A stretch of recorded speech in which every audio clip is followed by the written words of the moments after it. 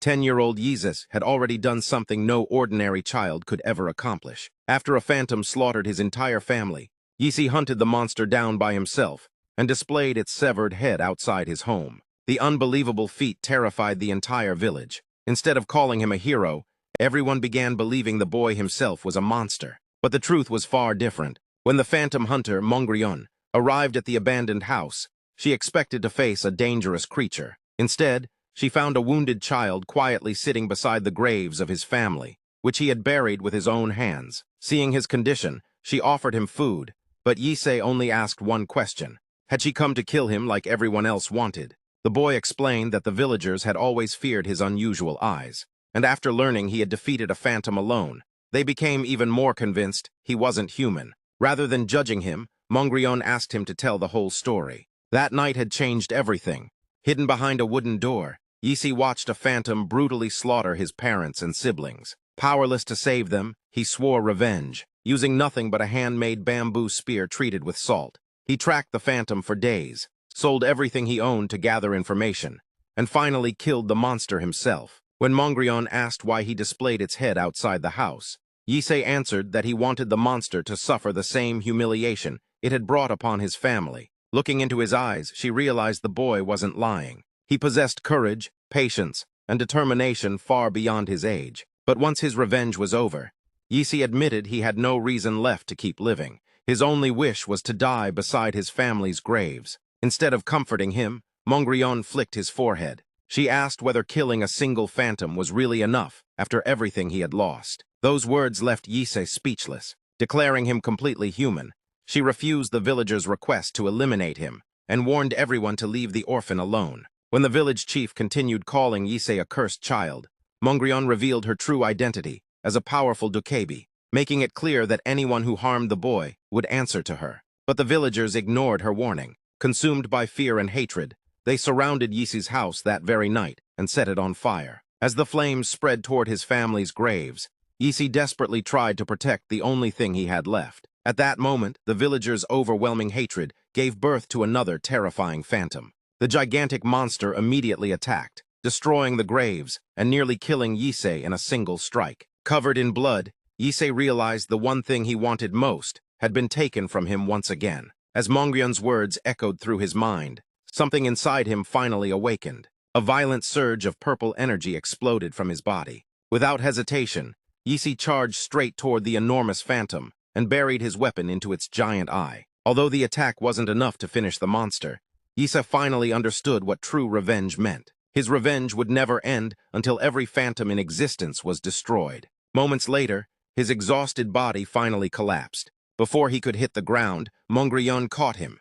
With overwhelming power, she erased the gigantic phantom in a single attack and looked down at the unconscious boy with admiration. She declared that the real monsters had never been Yise or the phantoms alone, but the hatred inside the villagers themselves. Determined to change the boy's future, Mongryeon decided to take Yise with her and personally train him until he became strong enough to fulfill the promise he had made. From that day forward, the orphan who had lost everything began walking the path of a true phantom hunter. In the peaceful courtyard, a beautiful orange butterfly drifts beneath the clear blue sky before softly landing on Mongryeon's shoulder as she quietly watches over the young boy resting in bed, his body still covered in bandages. The moment Yise begins to move, Mongryeon notices that he has finally awakened. She calmly reminds him that she is the phantom hunter who rescued him from the edge of death. She also makes it clear that saving him was simply her own decision, regardless of whether he appreciates it or resents it. As his thoughts become clearer,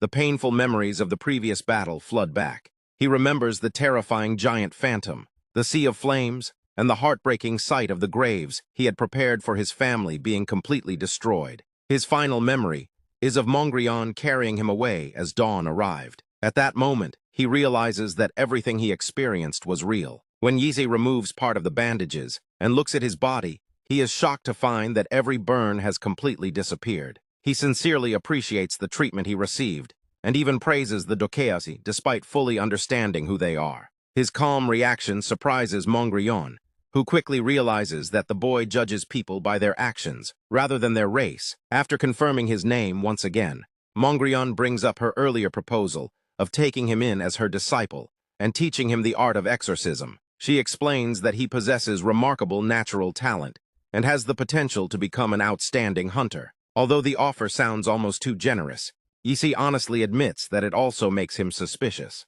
His cautious attitude amuses Mongryeon, but she immediately explains that the road ahead will be anything but easy. She reveals that his training will take place inside the Dokebi realm, a land overflowing with demonic energy that is extremely dangerous for ordinary humans. The training methods are so ruthless that every single day will feel like endless torture. Instead of being intimidated, Yise quietly reflects on those words. He believes that only such harsh training can give him the strength needed to destroy monsters. Without any hesitation, he accepts her offer. His unwavering determination earns a faint smile from Mongryeon. She admits that she had only intended to frighten him a little, but now realizes that his resolve is far stronger than she expected. Before beginning any training, however, she orders him to recover completely. Driven by his determination, Yise eagerly finishes the warm meal prepared for him. Watching him eat with such focus, Mongryeon quietly leaves, while reminding him not to waste a single bite. After enough time has passed for his recovery, the two begin their journey toward the Dokebi realm. As they travel through a vast mountain range hidden beneath thick mist, Yise notices the strange atmosphere surrounding the area. Mongryeon explains that the unusual weather is caused by the overwhelming evil energy covering the land, and warns him never to cross the sacred boundary rope. Their journey eventually leads them to a gigantic wooden gate. Mongryeon reveals that it marks the entrance to the Phantom Guardian's temple, the place where Yise will now live. An ancient warning carved onto the gate declares the temple forbidden to ordinary humans. Yise wonders whether entering such a sacred place is truly acceptable for someone like him. His concern isn't for his own safety, but for the trouble he might cause Mongryeon. Realizing this, she confidently assures him that no one inside the temple would dare question the decision of their leader. Hearing that title, Yise begins to understand just how respected Mongryeon truly is. As the enormous gates slowly open, an incredible hidden city appears before his eyes. Ancient temples stand among colorful trees deep within the mountains, creating a breathtaking world unlike anything he has ever imagined. While observing countless residents walking through the temple grounds, Yise realizes they are all Dokebi. Some immediately become suspicious after noticing a human entering their sacred home, while a pair of young Dokebi children silently watch him with curious expressions.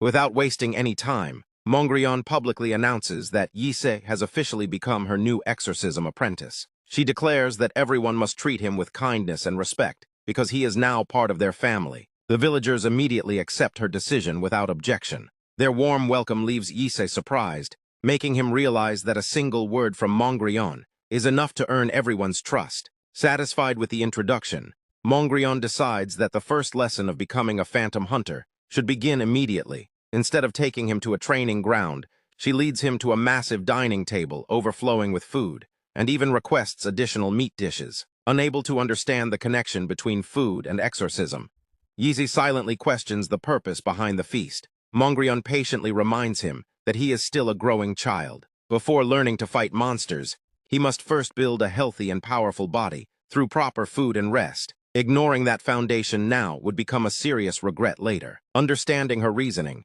Yise immediately begins eating as much as possible. His determination to become stronger is obvious, as he eagerly devours plate after plate, leaving Mongryeon pleased with his attitude. Their meal is soon interrupted by the arrival of an energetic Dokebi girl named Ganga, who rushes over carrying another huge bowl filled with meat. Before leaving to handle her own responsibilities, Mongryeon asks Ganga to guide Yise to his room after making sure he finishes everything on the table. Already completely full, Yise silently realizes that eating this much might actually be the toughest part of his training. Curious about her new companion, Ganga playfully examines his unusual appearance and quickly learns that he is only 10 years old. She is amazed that someone so young behaves with such maturity. In contrast, Yise finds her childish personality difficult to believe considering her age. The temple cook laughs and explains that humans mature almost twice as fast as Dokebi. In reality, Ganga is mentally only about a year older than Yise. Hearing this, Ganga happily decides to treat him as her little brother and promises to take good care of him. Yise quietly watches her cheerful smile, experiencing a warmth he had never felt back in his old village. After finishing the enormous feast, Yise struggles to walk because of his completely stuffed stomach. Ganga simply laughs, explaining that someone his age will digest everything quickly. As they continue talking, she reveals that Mongryeon is a legendary phantom hunter who has spent more than 300 years eliminating monsters and possesses strength greater than every dokebi living in the temple combined. The revelation leaves Yise stunned. For the first time, he truly understands how different the lifespans of humans and dokebi are. Even so, the kindness shown by both Ganga and Mongryeon makes it difficult for him to see them as monsters. Instead, they feel far more human than many of the people he once knew. That peaceful moment suddenly comes to an end when an arrogant voice echoes across the courtyard. Yise and Ganga turn around to find a group of hostile dokebi staring directly at them. Their leader, a blue-haired troublemaker named Ilchui, steps forward with a mocking expression. Upset that a human has entered the dokebi realm and become the personal disciple of their leader, he approaches with his gang, making it clear that they have no intention of giving Yise a warm welcome. As evening settles over the mountains, the temple is bathed in brilliant shades of orange, and the peaceful surroundings stand in sharp contrast to the violence unfolding in the courtyard. Ganga rushes forward in an attempt to stop the confrontation. Horrified by what she finds, Yise is left bruised, bent over in pain, and clearly suffering from a merciless beating. Although Ganga tries to intervene, the attackers dismiss the situation as nothing more than a routine sparring session. According to them, Yise simply needed to understand how powerless he truly was before ever facing real monsters. They insist that his weakness would only get him killed outside the safety of the temple. Beneath those excuses, however, lies Ilchu's resentment. He cannot accept that the respected hunter chose to train a frail human instead of someone as naturally gifted as himself. Despite his injuries, Yise slowly forces himself back onto his feet and wipes the blood from his face. Realizing that everyone views the assault as ordinary training, he calmly apologizes, believing he had misunderstood the situation. Since he wanted to avoid causing trouble inside the temple, he had endured every blow without resisting, convinced that interrupting the other's practice would only create unnecessary problems. His unexpected humility catches Ilchu completely off guard. Instead of feeling satisfied, the bully becomes even more irritated. Unable to tolerate Yise's calm attitude, he lashes out once again, driving another brutal punch into the young orphan before unleashing a relentless barrage of attacks. Yise can do little more than protect himself while absorbing strike after strike. As the assault continues, Ilchu grows increasingly frustrated. Although he is overwhelmingly dominating the fight, something about it feels deeply unsatisfying. Through every punch, Yise refuses to avert his gaze. His eyes remain fixed on his opponent, carefully observing every movement instead of surrendering to fear. While enduring the punishment, Yise begins recognizing a consistent rhythm behind Ilchu's attacks. Every strike follows the same sequence. The moment he fully understands the pattern, his stance suddenly changes, startling everyone watching. With remarkable speed, Yise slips past the next incoming blow and instantly launches a counterattack. Empowered by his mystical strength, his fist surges forward before Ilchu has any chance to react. The bully realizes too late that evading the attack is impossible. Yise's punch lands squarely against Ilchu's face, sending a powerful shockwave across the training yard. The impact leaves the bully stunned as he clutches his bruised jaw in disbelief. Overwhelmed by both pain and shock, he collapses onto his back, completely drained by a single perfectly timed strike. Breathing heavily and covered in blood, Yise reflects on his own shortcomings, even wishing his reach were longer, while remembering his mentor's advice about properly nourishing his body. Rather than celebrating his victory, he approaches the fallen Ilchu and offers him a hand.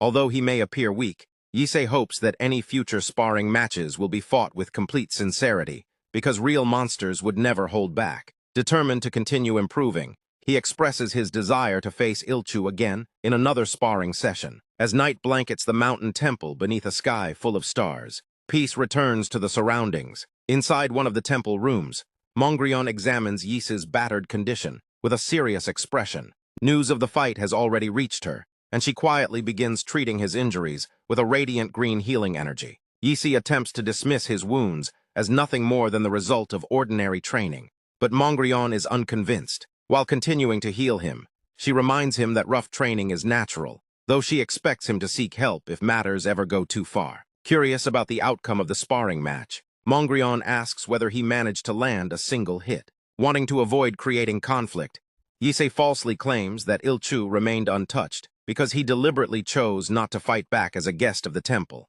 The lie immediately angers Mongryeon. Using her mystical power, she effortlessly lifts Yise into the air, making it obvious that she has seen through his excuse. She reminds him that she introduced him as part of her own family, not as an outsider who should hesitate to stand up for himself. Embarrassed, Yise promises to remember her words. Trying to explain himself honestly, he admits that his hesitation was never caused by shyness. Ilchu had fought with genuine strength, and Yise simply lacked the ability to land any meaningful attack. Mongryeon agrees, acknowledging that Ilchu possesses enough natural talent to compete alongside experienced adults. The revelation makes Yise wonder whether someone with such skill could successfully hunt phantoms. Mongryeon's answer is immediate and unwavering. Despite Ilchu's superior physical ability, she believes he would almost certainly lose his life against real monsters because he lacks the calm judgment required in true combat. She explains that defeating evil spirits requires far more than strength alone. Yise himself had survived his earlier encounter by identifying the phantom's weakness and using salt strategically rather than relying on brute force. Ilchu, despite his talent, would fall because he neglects knowledge, while Yise could eventually fail if he depended on luck alone. Only by combining martial skill with careful study can someone become a genuine exorcist. With that lesson complete, Mongryeon assigns Yise his first official task. His training begins with grueling physical conditioning. Every day he runs countless laps around the temple grounds and performs exhausting sets of push-ups to strengthen his frail body. Once the physical training ends, he spends long hours buried beneath towering stacks of books in the temple library. Studying tirelessly, Ganga quietly watches his relentless dedication with growing admiration. After observing him for an entire week, she cannot help wondering whether he ever grows tired of reading. Yise explains that he must complete his assigned task to earn his mentor's approval. When he reveals that his goal is to read every book in the library,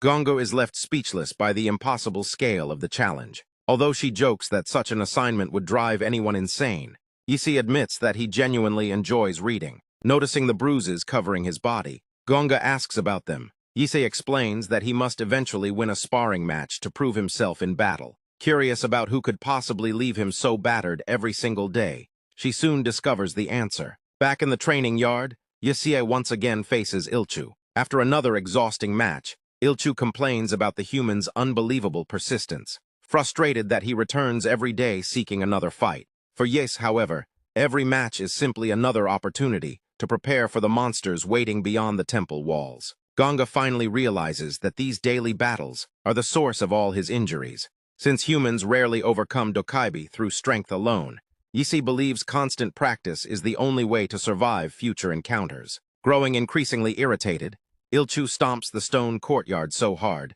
that cracks spread beneath his feet. He warns Yise that he has been holding back and threatens far greater consequences if the human dares to challenge him again. Ganga quickly places herself between them, trying to stop the intimidation. Ilchu eventually walks away, unable to hide his jealousy over the attention Yise receives. Even then, Yise remains completely unfazed by the threats. He calmly accepts the risks and continues asking for another match. His unwavering determination leaves Ilchu strangely unsettled. As he walks away with his companions, he becomes convinced that the human boy is utterly insane. Moments later, Yise calls after him once again, inviting him to fight another day. From that point onward, Yise challenges Ilchu every single day. No matter how many warnings he receives, he never gives up. Ilchu continues insisting that no untalented human could ever surpass a warrior of the Dokaibi race. Yet Yise refuses to abandon his goal. As the seasons gradually change, leaves drift through the temple grounds, turning from green to brilliant shades of red. Time passes, but Yise's determination never fades. Meanwhile, Ilchu finds himself growing increasingly disturbed. During every sparring match, Yise's attention never seems focused on him alone. The mystery gnaws at him until he vents his frustration by relentlessly attacking a straw training dummy. Convinced that Yise cannot possibly close the enormous gap between them, he swears that neither Ganga's admiration nor the temple master's recognition will ever be stolen by the human newcomer. The months continue slipping away, eventually becoming an entire year. Autumn once again blankets the mountains surrounding the temple. Standing face to face in the training yard, Yise and Ilchu prepare for another match, while Ganga and the other residents watch closely. In a single, unforgettable moment, everyone falls silent. Ilchu instinctively reaches toward his bruised face, unable to comprehend what has just happened. At the same time, Yise looks down at his own fist and realizes that, after an entire year of relentless effort, he has finally landed his very first clean strike against his rival. As soon as the blow lands, Ilchu quickly steps backward and refuses to admit what happened. He insists that the hit only connected because he accidentally lost his footing. Furious that his pride has been damaged, he charges at Yise with everything he has, throwing a powerful punch meant to end the fight. Instead, Yise slips past the attack with astonishing speed, avoiding it effortlessly. The flawless dodge leaves Ilchu stunned. Watching Yise evade every strike, he realizes that the human must have spent the entire year training with relentless determination. For the first time, he begins questioning whether Yise's year of growth had surpassed his own. True exorcists are not created through physical strength alone. Demons possess overwhelming power that ordinary humans can never hope to match through muscle alone. No amount of physical training can completely erase that difference. The advantage humans possess lies elsewhere, in the knowledge they acquire through study. Even while consumed by frustration, Ilchu continues attacking without hesitation. Yise calmly avoids every strike with incredible precision, predicting each movement by understanding his opponent's habits and targeting opportunities with perfect timing. His mastery of theory allows him to overcome an opponent who is physically stronger. Still, knowledge by itself is never enough. Even the greatest understanding becomes meaningless if a fighter lacks the ability to land a decisive blow. A true exorcist must combine wisdom with complete control over martial skill. Putting both qualities together, Yise launches a rapid series of attacks that strike Ilchu squarely across the chest and face. The relentless combination overwhelms the blue-haired warrior, proving that only someone who masters both knowledge and combat technique can hope to defeat powerful demons despite possessing a fragile human body. The young disciples watching from the sidelines are left speechless.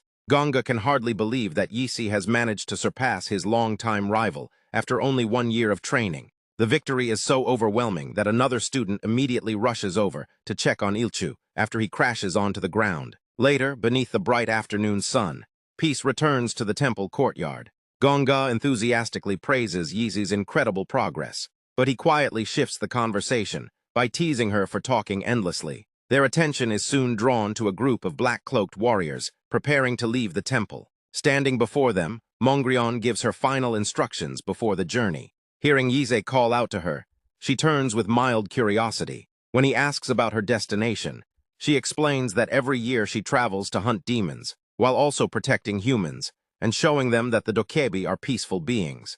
Yise finally understands that this annual mission was the reason she had appeared in his former village the previous year. Curious about the progress of the assignment she entrusted to them, Mongryeon asks how Yise has been doing. Ganga eagerly prepares to reveal his recent victory, but before she can speak, someone unexpectedly places a hand on Yise's shoulder. Ilchu steps forward and openly admits that Yise defeated him fairly in their sparring match. His honest acknowledgement surprises everyone, including Mongryeon. Rather than making excuses, Ilchu praises Yise's growth and declares that he will train even harder so he will not lose again. Yise finds it unusual to hear Ilchu address him so naturally, while Ganga remains suspicious of the sudden change in attitude. Mongryeon, however, is delighted.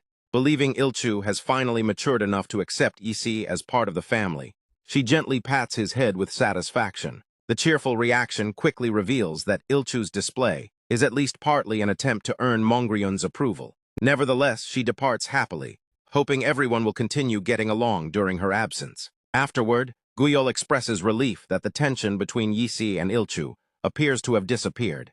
Yise simply accepts the situation without making much of it. Curious about the sudden friendship, he asks when everything changed, only to learn that Guyol had merely pretended to dislike him out of loyalty to his older brother. Although Ilchu becomes irritated that his younger brother has grown fond of Yise, he soon suggests that the boys spend time together. The invitation excludes Ganga, leaving her visibly annoyed. She immediately answers with a punch that sends Ilchu reeling, while Yise quietly reflects on the fact that someone had finally referred to him as a brother. As night blankets the mountains beneath a brilliant full moon, silence settles over the temple. Only a few lanterns illuminate the entrance, as darkness surrounds the buildings. Hidden within the quiet night, a heavy padlock is carefully unlocked. The boys secretly slip into the temple armory. Guyol hesitates, worried that they should not be there, while Ilchu urges everyone to choose a weapon. His goal is to settle their rivalry through a genuine demon hunt beyond the temple grounds. Yise immediately reminds them that Mongryeon strictly forbade anyone from leaving before reaching adulthood.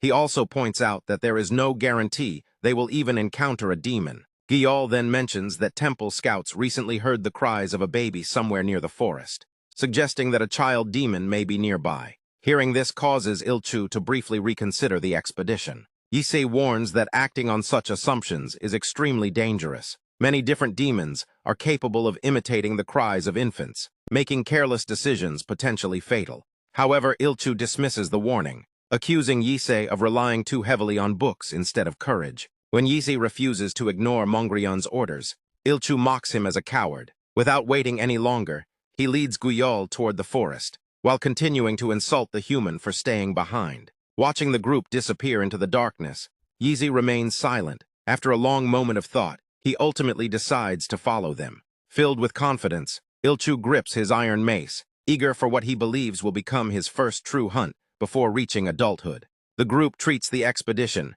as an important rite of passage toward becoming real demon hunters, and Ilchu proudly embraces the challenge. Along the way, one of the boys laughs at Yise's choice of a small axe, joking that it looks better suited for chopping firewood than fighting demons. Ilchu quietly assumes the human brought such a weapon because fear has already taken hold of him, proudly recalling an encounter with a demon's remains during his childhood. He remains convinced of his own superiority. Yise, however, is focused on something entirely different. He silently wonders whether following the others was the correct decision. Drawing upon everything he has learned from countless books, he remembers that a child demon is usually more troublesome than truly dangerous and should not be especially difficult to defeat. Even so, he refuses to lower his guard. Every sound, every rustle of leaves, and every movement in the darkness receives his full attention. His greatest concern is not facing an ordinary child demon, but discovering that the creature is something far more dangerous than anyone expected.